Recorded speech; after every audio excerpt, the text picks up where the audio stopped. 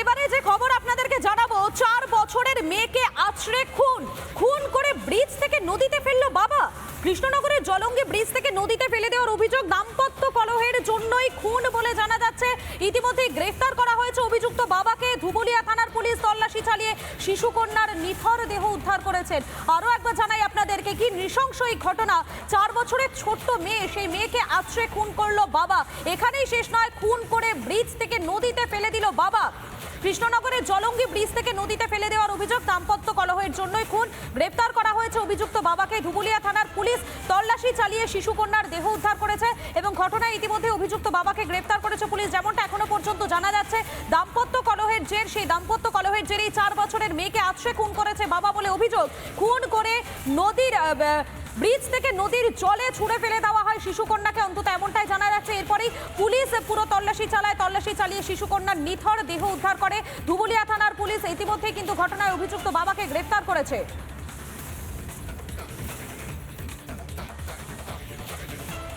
ঘটনা ঘটেছে আমাদের গ্রামের বুদ্ধদেব ঘোষ।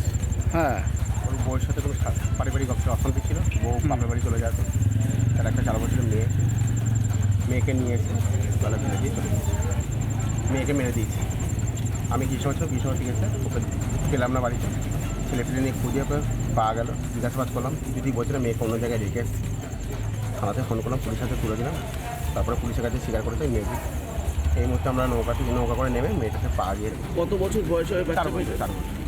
রাস্তায় নিয়েছি বললে তোর মামা বাড়ি ছিল এই রাস্তায় নিয়েছি, শুনছি ওই কি মেরে ফেলেছি শুনছি, মানে ধাক্কা মেরেছি, তুলে আচার মেরেছে, আস্তে দিন ব্রিজ দিকে ফেলে দিতে।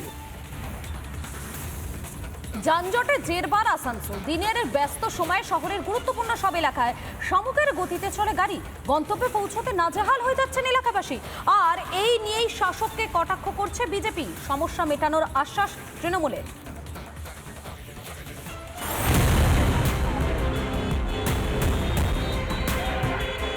বাড়ি থেকে বেরোনোই মুশকিল। স্কুল, কলেজ হোক কি অফিস বা কোর্ট কাছারি, কখন যে পৌঁছানো যাবে বলা ভীষণই কঠিন। তীব্র যানজটে প্রত্যেকটা দিন হয়রানির শিকার লাখ লাখ মানুষ। আসানসোল শহরের বাসিন্দারা তো বটে, দুর্ভোগ পোহাতে হচ্ছে আশেপাশের এলাকার মানুষজনকেও।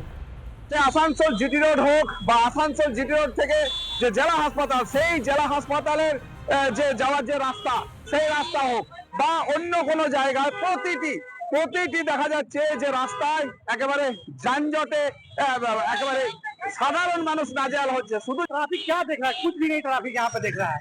ट्रैफिक देखना तो जान ही नहीं लगता। পথে হচ্ছে দেরি। জনসাধারণের ক্ষোভকে হাতিয়ার করে শাসককে কটাক্ষ করতে দেরি করেনি বিজেপি। তৃণমূল কংগ্রেসের নেতারা যেদিকে যায় সেদিকে তো পুলিশ ক্লিয়ার করে দেয় রাস্তায়। হ্যাঁ, সাধারণ মানুষের কষ্ট হচ্ছে। সাধারণ মানুষ নিয়ে তৃণমূল কংগ্রেস কোনোদিন ভাবেনি। যানজটে জেরবার সবাই, আর তৃণমূল পরিচালিত পুরসভার চেয়ারম্যানের আশ্বাস খুব দ্রুত নাকি মিটে যাবে যাবতীয় সমস্যা। না, এটা বাস্তবিক জামমুক্ত এখনো হয়নি। শহরে আমরা জামমুক্ত করতে পারিনি, তবে আমরা চেষ্টা করছি। তবে এমন কথায় ভুলতে নারাজ এলাকাবাসী।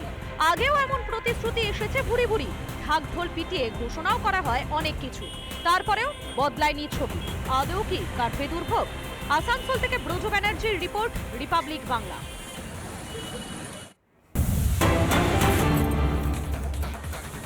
নন্দীগ্রামে 4 বছরের শিশুকে অপহরণের অভিযোগ এক শিক্ষক সহ 5 জনের বিরুদ্ধে।